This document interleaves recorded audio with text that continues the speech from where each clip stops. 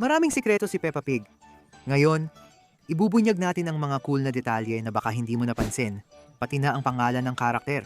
Alam nating si Madame Gazelle ay parang vampira. Pero may isa pa siyang lihim. Ang kanyang tunay na pangalan na di napapansin ng marami. Sa isang episode nang dumating ang kanyang mga kapatid, tinawag lang nila siya ng basta-basta na Gigi. Hello Gigi!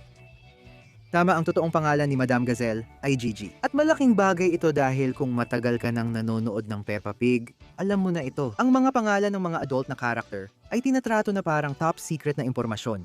Halos hindi ito ibinubunyag ng mga gumawa. At si Madame Gazelle ay hindi lang ang tanging adult na may ganitong espesyal na karangalan. Ang pangalawang karakter na alam natin ang tunay na pangalan ay si Grampy Rabbit. Sa Sea Treasure, nakakita si Peppa ng lumang liham sa bote. Ang liham ay isinulat ilang taon na ang nakalipas at ito ay pinirmahan ni Grampy Rabbit gamit ang kanyang totoong pangalan na Reggie. Siya si maliit na Reggie Rabbit, pero merong malaking Reggie Rabbit. Ako yun. Oo, si Grampy Rabbit pala ay si Reggie Rabbit. Mas tunog mapangahas siya dahil dito. Nalaman natin ang tunay na pangalan ni Daddy Pig sa Araw ng Mga Puso episode nang bigyan niya si Mommy Pig ng card. Ang nakakatawa ay ang pirma, hindi ang card. Imbes na Daddy Pig, nilagdaan niya ito ng buong pangalan niya. Yakap at halik mula kay Snufflekins. Ibig sabihin, ang totoong pangalan ni Daddy Pig sa Peppa Pig universe ay Snufflekins Pig. Dinosaur ni George, alam natin na sikat ang dinosaur na laruan ni George. Pero alam mo bang halos buong buhay niya ay kasama niya ito? Sa olden days, may flashback kay Baby George na ilang buwang gulang pa lang.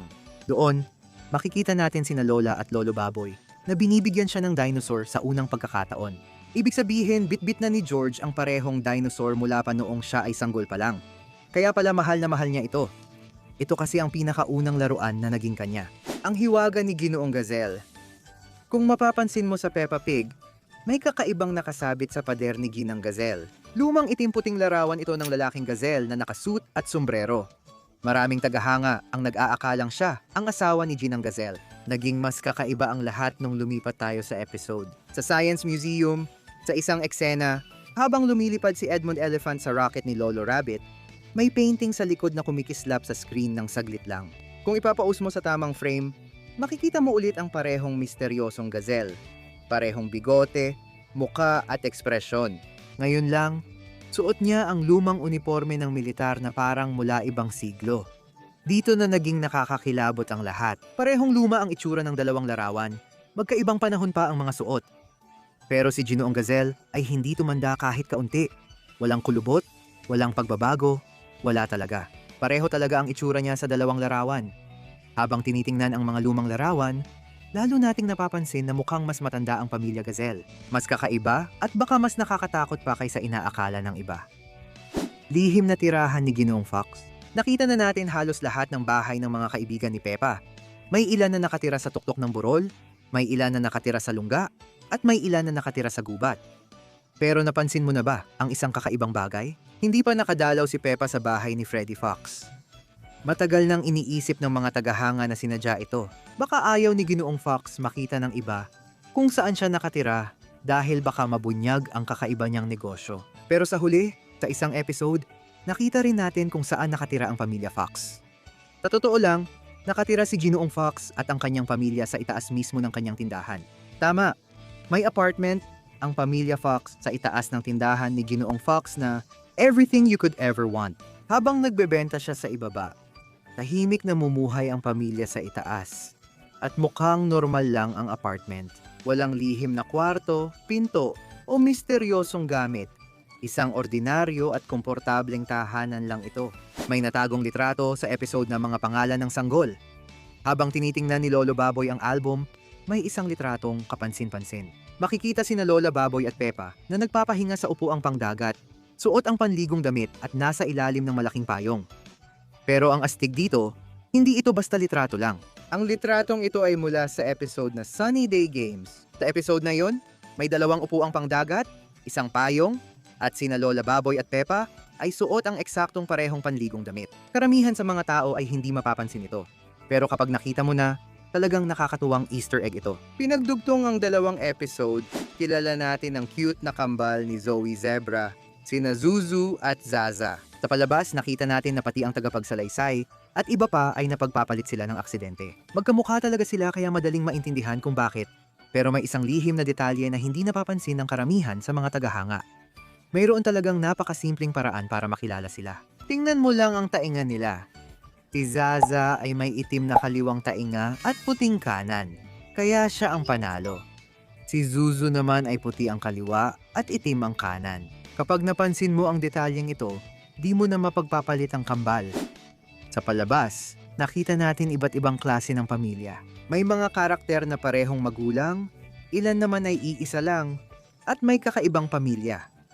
Halimbawa si Penny Polar na may dalawang nanay. Sina Mommy Polar Bear at Doktora Polar Bear ang mga magulang niya. At magkasama silang lumabas sa episode na pinag-uusapan ni Penny ang kanyang pamilya. Isang simpleng detalye pero ipinapakita ang diversity ng mga pamilya sa mundo ni Peppa Pig. Ang pinakamalaking rip-off ng Peppa Pig narito ang isang kakaibang detalye na alam na ng karamihan sa mga tagahanga ni Peppa Pig. Mayroon talagang rip-off na palabas si Peppa at ito ay tinatawag na Wolfoo. Kinopya ng palabas ang estilo ng sining, disenyo ng karakter, likuran, at ayos ng mga episode. Dahil dito, naging controversial si Wolfoo at marami siyang natanggap na negatibong reaksyon online. Ayon sa magulang at kritiko, hindi lang ginaya ng palabas ang Peppa Pig, kundi nagpapakita rin ng kaduda-dudang asal. Laging umiiyak, sumisigaw, at nagwawala ang mga karakter.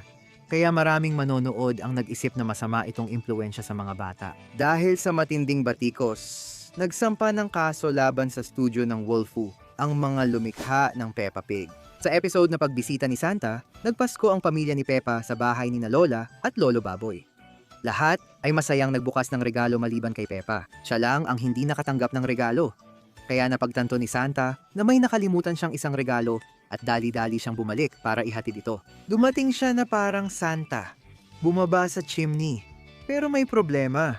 Walang chimney ang bahay ni Lolo Baboy. Mas maaga sa episode at sa lahat ng ibang episode na nakikita natin ang bahay nila, wala talagang chimney kahit saan sa bubong. Kahit maliit man lang. Paano bumaba si Santa sa wala namang hagdan?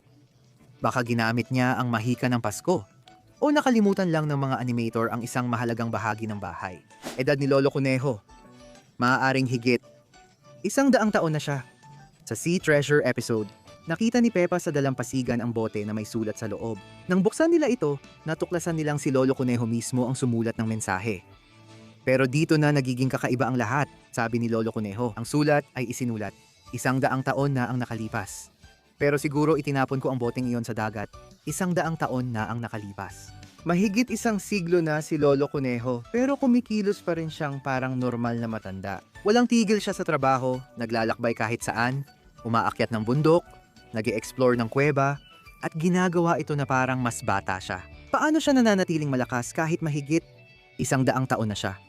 Hindi ito ipinaliwanag ng palabas. Isang reptilya sa paligid natin, ito ay hindi napapansin ng karamihan hanggat hindi itinuturo. Lahat ng karakter sa Peppa Pig ay mamal maliban sa isa. At iyon ay si Binibining Buwaya. Siya lang ang tanging reptilya sa buong palabas. At sa totoo lang, mas kapansin-pansin siya kaysa sa iba. Tahimik si Binibining Buwaya at seryoso ang itsura, kaya pati si Madam Gazelle ay tila kinakabahan sa kanya. Dahil dito, nagmumukha siyang misteryoso at kakaiba. Laging ipinapakita si Binibining Buwaya sa ilalim ng tubig at nakatira sa kailaliman ng lawa, na nagpapahiwatig na may tagong mundo ng mga buwaya doon. Heto ang tanong na di tinatanong ng iba. Ano ang kinakain niya? Lahat ay cute na mamal. Kuneho, baboy, tupa, aso. Pero siya ay totoong buwaya. Sa totoong mundo, mandaragit ang mga buwaya.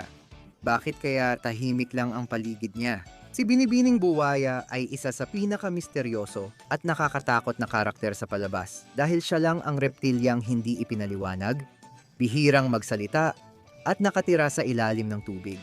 Kaya ito ang ilan sa mga nakatagong detalye sa Peppa Pig.